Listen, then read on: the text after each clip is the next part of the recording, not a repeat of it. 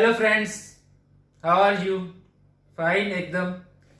तो alpha series का हमारा नेक्स्ट लेक्चर आ चुका है आज, और यूजेस ऑफ एल्यूमिनियम को इस क्लास में हम डिस्कस करेंगे। ओके, एल्यूमिनियम ग्रुप 13 या ग्रुप 3A का एलिमेंट है। ग्रुप 3A या ग्रुप 13 में बोरोन, एल्यूमिनियम, गैलियम, इंडियम और थैलियम मौजूद हैं। ओके, इसको याद करने का तरीका भी बता चुका हूं, हर लेक्चर में रिपीट करता हूं। बाबा, आलू, गए, इंडिया और थाईलैंड। ओके, इससे आप इजीली याद रख सकते हो इसको। ओके, एल्यूमिनियम ग्रुप 3A का एलिमेंट है। इसका एटॉमिक नंबर है 13 और मास नंबर है 27। ओके, सबसे पहला यूज जो है, या इनफैक्ट सबसे इसकी पहली प्रॉपर्टी है, वो है डेंसिटी या लो वेट। एल्यूमिनियम डेंसिटी क्या होती है? मास पर वॉल्यूम रेशियो को डेंसिटी कहते हैं। ओके, कोई चीज कितनी भारी है इसको चेक करने के लिए हम डेंसिटी का कंसेप्ट इस्तेमाल करते होते हैं। ओके, और मास टू वॉल्यूम ये रेशियो होती है। एल्यूमिनियम जो है ये एक लाइट वेट मेटल है। इसकी जो डेंसिटी है बहुत लो है। कितनी है? 2.70 ग्राम पर सेंटीमीटर क्यूब।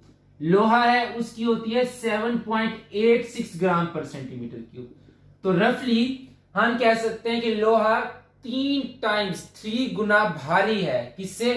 एल्यूमिनियम से। यानी अगर आप 1 लीटर लोहा लेते हो या 1 मीटर क्यूब लोहा लेते हो और 1 मीटर क्यूब एल्यूमिनियम लेते हो, तो 1 मीटर क्यूब लोहा ज्यादा भारी होगा, 1 मीटर क्यूब एल्यूमिनियम कम भारी होगा। रफली लोहा एल्यूमिनियम से 3 टाइम्स भारी है, या aluminium 3 times less dense then iron है। ओके, तो लेस डेंस होने की वजह से, यानी लाइट वेट तो है, लाइट वेट होने की वजह से हम इसको कार्स, शिप्स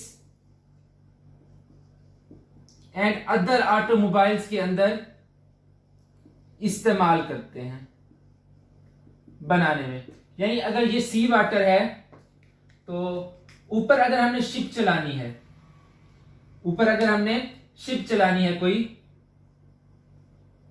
तो शिप उसी सूरत में चल सकेगी जब ये लाइट वेट होगी, इसकी डेंसिटी वाटर से कम रहेगी। ओके, तो यहां पर हम एल्यूमिनियम का यूज करते हैं। एल्यूमिनियम का यूज करने से क्या होता है कि वेट लाइट है और वाटर के ऊपर हमारी शिप फ्लोट करती है, वो डूबती नहीं है। अगर हम लोहे की बनाए तो हो सकता है कि वो नीचे डूब जाए। अच्छा, शिप के अंदर जो ऊपर वाला पोर्शन होता है ना, वो हम एल्यूमिनियम का बनाते हैं। जो वाटर के साथ इन कांटेक्ट है, ये वाला पोर्शन जहां जहां वाटर लगता है, इस पोर्शन को हम एल्यूमिनियम से नहीं बनाते, क्योंकि हम जानते हैं वाटर, सी वाटर्स के अंदर सॉल्ट्स मौजूद होते हैं और सॉल्ट्स वाले सॉल्यूशन के अंदर एल्यूमिनियम कोरोड कर जाता है। ठीक है, तो इस बात का पूरा ध्यान रखना है कि शिप्स बनाने में इस्तेमाल तो होता है। ये सवाल आ सकता है जहन में कि भाई क्या है कि मेरीन के अंदर, मेरीन वाटर में, सी वाटर में सॉल्ट्स होते हैं तो कोरोड कर सकता है। तो भाई आंसर ये, ऊपर वाला हिस्सा बनाते हैं, नीचे वाला हिस्सा एल्यूमिनियम का नहीं बनाते, वो किसी और मेटल का बना लेते हैं। ओके, कार्स में इसीलिए बनाते हैं कि लाइट वेट है। आजकल आप देखो कि जो बाइक्स आ रही हैं वो लाइट वेटेड है। पुराने जमाने में क्या होता था, बाइक्स जरा हैवी आती थी, और आजकल बुजुर्ग भी घर में कहते हैं कि आजकल तो 3 डब्बों वाली बाइक्स आ रही हैं, तो बेसिकली एल्यूमिनियम की हैं, उनमें एल्यूमिनियम ज्यादा इस्तेमाल हो रहा है। पुरानी वाली जो बाइक्स थी उनमें हम ज्यादातर क्या, आयरन इस्तेमाल करते थे। ठीक है, तो अब एल्यूमिनियम चूंकि इस्तेमाल हो रहा है, इसी वजह से गाड़ियां, कार्स लाइट वेट आ रही हैं।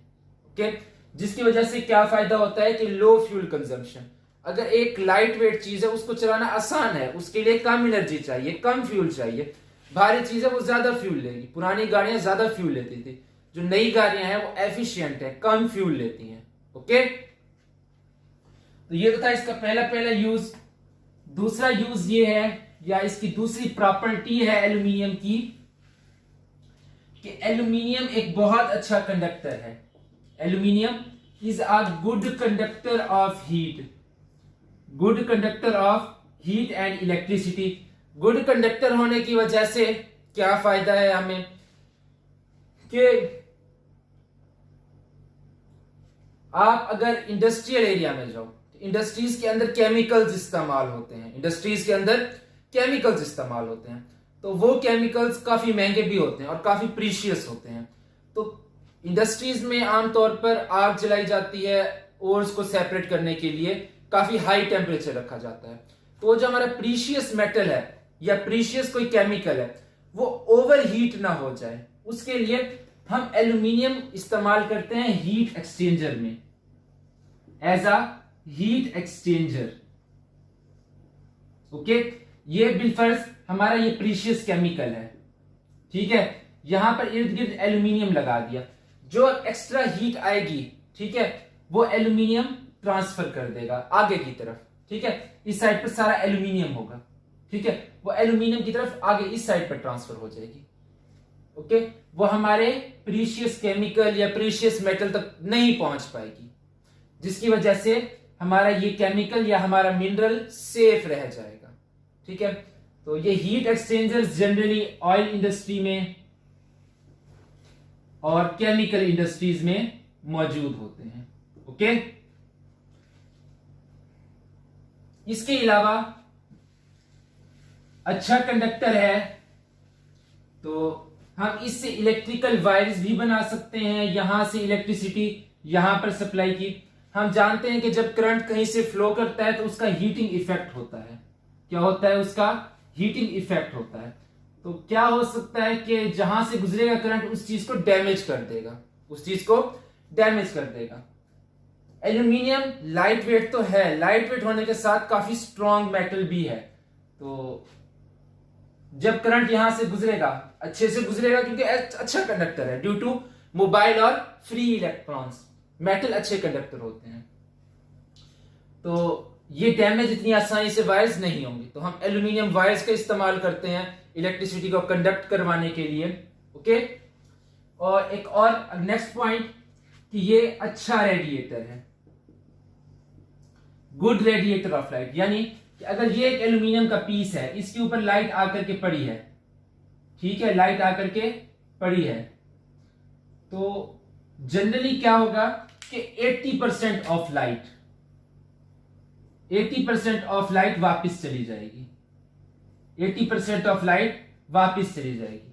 क्यों वापस जाएगी? कि जो लाइट वेट मेटल्स होते हैं वो जनरली गुड रेडिएटर होते हैं, यानी अच्छे से लाइट को रिफ्लेक्ट कर सकते हैं।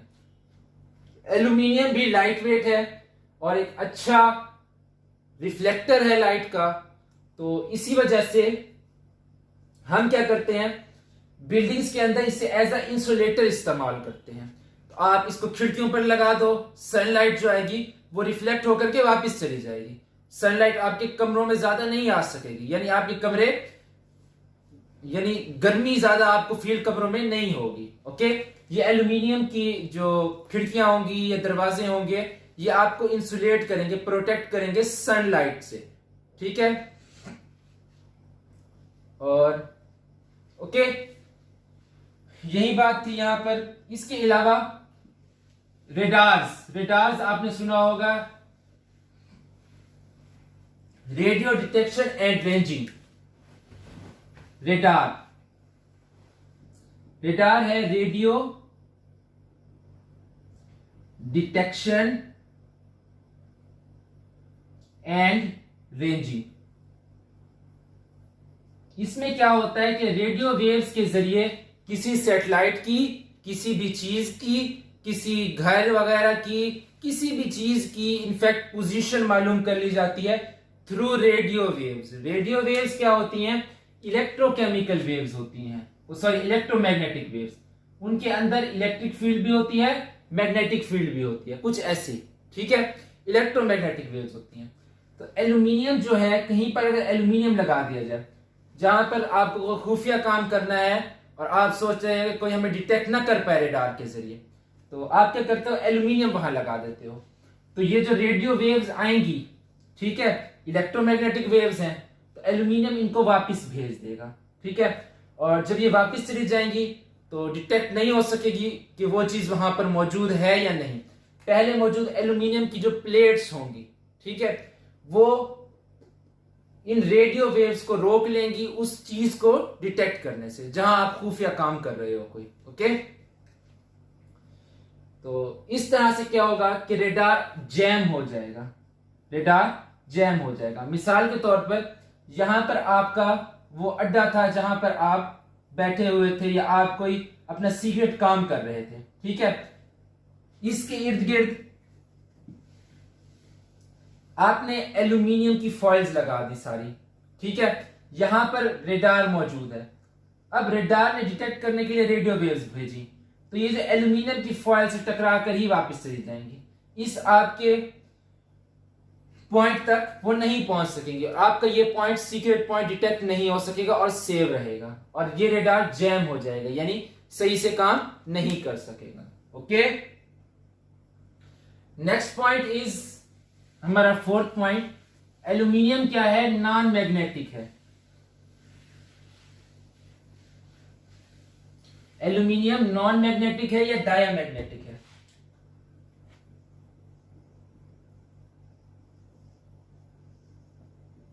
या डायामैग्नेटिक है। सवाल उठेगा कि एल्यूमिनियम की इलेक्ट्रॉनिक कॉन्फ़िगरेशन बना करके दिखाओ। 13 1s2 2s2 2p6 3s2 3px के अंदर 1 3py के अंदर 1 3pz के अंदर 1।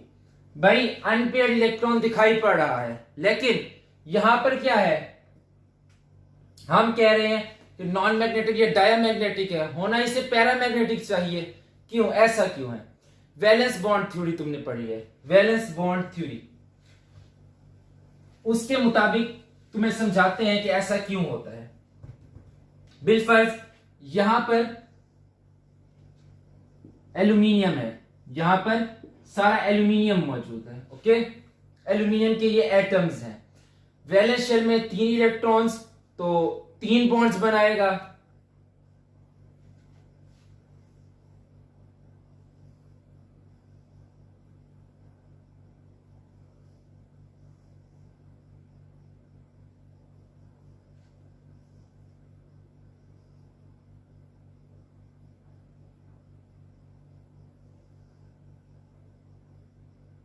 इसको मैं जरा सही से करके बना दूं, नीट एंड क्लीन करके। यहां पर बिलफर्ज 1 2 3 4 1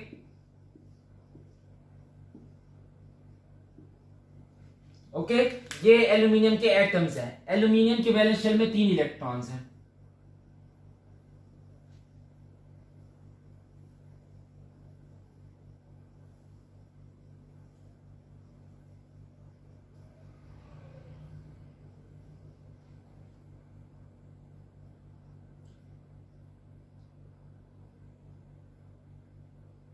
यहां से ऊपर वाली साइड से क्या होगा कि यहां से जो एल्यूमिनियम के एटम मौजूद है वो यहां से ओवरलैप कर लेगा, वो इस साइड से ओवरलैप कर लेगा, ओके।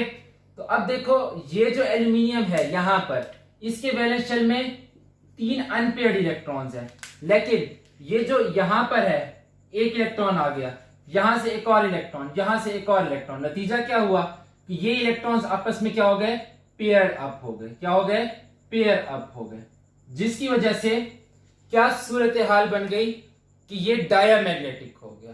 देखो पेयर्ड इलेक्ट्रॉन्स है ना, 3 इलेक्ट्रॉन्स है, इससे 3 बॉन्ड बनाए। वैलेंस बॉन्ड थ्योरी के मुताबिक इससे 3 बॉन्ड बनाए, 3 अनपेयर्ड इलेक्ट्रॉन 3 बॉन्ड। तो जब बॉन्ड बना लेगा तो क्या हो जाएगा, ये पेयर्ड, और क्या डायामैग्नेटिक या नॉन मैग्नेटिक बिहेवियर शो करेगा, ओके। बनाने में थोड़ा मसला हो गया, लेकिन उम्मीद है कि समझ तुम्हें सही से आ गई होगी। तो ये नॉन मैग्नेटिक है। नेविगेशनल इक्विपमेंट्स,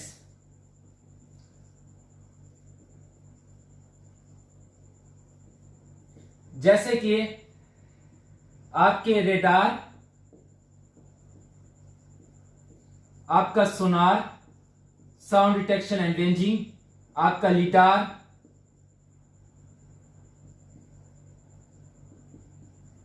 ठीक है, आपका मैग्नेटिक कंपास, वो जो आप एक्सपेरिमेंट करते हो मैग्नेटिक फील्ड को डिटेक्ट करने के लिए, उसके लिए जो कंपास इस्तेमाल करते हो वो मैग्नेटिक कंपास। इसके अलावा गायरो कंपास, आप डायरेक्शन देखने के लिए जो कंपास इस्तेमाल करते हो वो होती है गायरो कंपास। ओके, तो ये सारे डिवाइस मैग्नेटिक सेंसिटिव डिवाइसेस हैं। अगर इनके करीब कोई और मैग्नेट लाया जाए तो क्या होगा, ये काम करना छोड़ देंगी, इनके काम करने में डिफेक्ट पैदा हो सकता है। तो एल्यूमिनियम चूंकि नॉन मैग्नेटिक है, तो radar, sonar, lidar, magnetic compass, gyro compass, auto control, auto pilot, इनके अंदर एल्यूमिनियम को हम इस्तेमाल कर सकते हैं क्योंकि उसका मैग्नेटिक इफेक्ट तो इन चीजों पर नहीं होगा, डायमैग्नेटिक है। ओके, तो ये इसका एप्लीकेशन था। 4 पॉइंट्स हो गए हमारे। 5वां पॉइंट कि ये नॉन टॉक्सिक है, इसको हम फूड इंडस्ट्री में इस्तेमाल कर सकते हैं। ओके, फूड इंडस्ट्री में इस्तेमाल कर सकते हैं। कुकिंग फूड, खाना बनाने के लिए इसको इस्तेमाल कर सकते हैं। ठीक है, इसको पैक करने के लिए इस्तेमाल कर सकते हैं, फूड को स्टोर करने के लिए इस्तेमाल कर सकते हैं, फूड को ट्रांसपोर्ट करने के लिए इस्तेमाल कर सकते हैं। ठीक है, बाहर से तुम खाना लेकर के आते हो तो वो जनरली एल्यूमिनियम की फॉइल में तुम्हें लपेट करके देता है। क्यों लपेट करके देता है? क्योंकि वो जानता है कि एल्यूमिनियम आपके लिए नुकसानदेह नहीं है, आपकी सेहत को कुछ नहीं कहेगा। ठीक हो गया, तो इसी वजह से हम पैकिंग फूड में भी इस्तेमाल कर सकते हैं। घरों के अंदर हाउस होल्ड यूजेस अगर देखे जाए तो घरों के अंदर आप इनसे विंडोज बना सकते हो। ठीक है, एल्यूमिनियम के बर्तन आ गए हैं, यूटेंसिल्स। इसके अलावा किचन फॉइल्स में आप इसको इस्तेमाल कर सकते हो। ये इसके फूड इंडस्ट्री में यूजेस और ये इसके हाउस होल्ड में यूजेस। ओके, नॉन टॉक्सिक है इसीलिए हम इसको इस्तेमाल कर सकते हैं। और इसकी एक बहुत अच्छी प्रॉपर्टी कि ये एलॉय बना सकता है, alloy formation.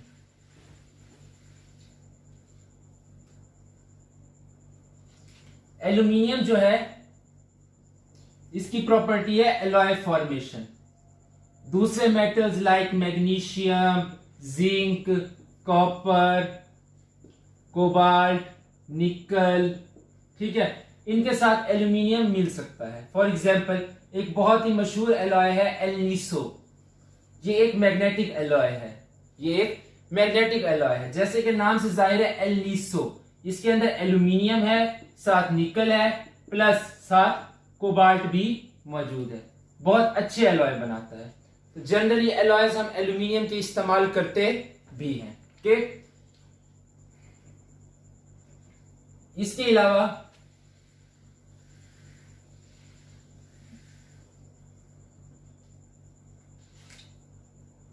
Milk and petrol transport.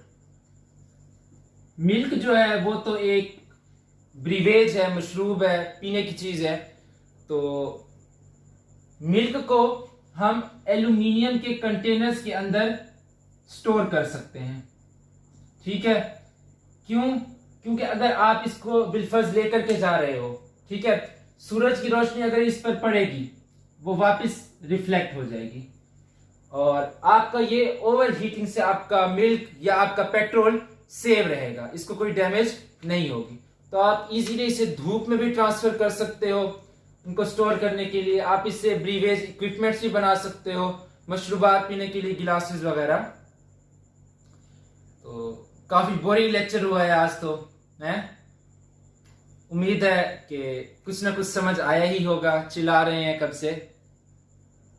इसी के साथ फिर मिलते हैं अगले क्लास में।